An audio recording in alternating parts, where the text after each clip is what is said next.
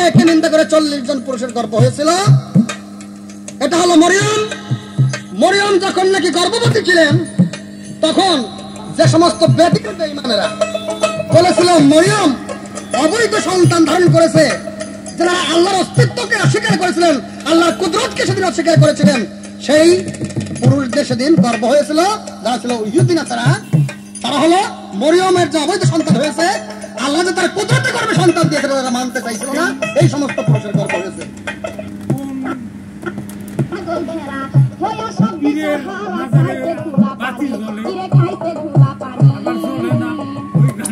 তারা হলো মরিয়মের যে অবৈধ সন্তান হয়েছে, আল্লাহ যে তার কুদরতে গর্ভে সন্তান দিয়েছিল, তারা মানতে চাইছিল না, এই সমস্ত পুরুষের গর্ভ হয়েছে।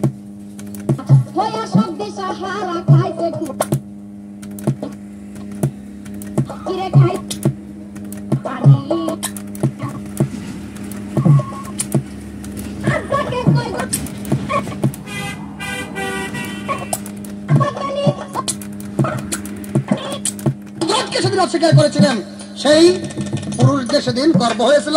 যারা ছিল ইহুদি নাসারা, তারা হলো মরিয়মের যে অবৈধ সন্তান হয়েছে, আল্লাহ যে তার কুদরতে গর্ভে সন্তান দিয়েছিল, তারা মানতে চাইছিল না, এই সমস্ত পুরুষের গর্ভ হয়েছে।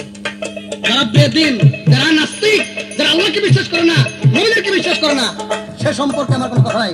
তুমি আসো আমার মতো সাধক পুরুষের সাথে আসো।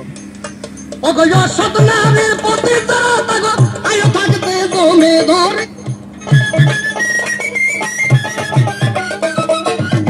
ভাই রে ভাই, নারীর দোষে পুরুষ মরে সংসারে। আরেকটা কথা আমাকে ঠেল দিয়েছে, কি ঠেল দিয়েছে? বলছে সাইরানার মোড়ক বাগ দেয় পাহাড়ের আগাই যায়, উপরে যায়।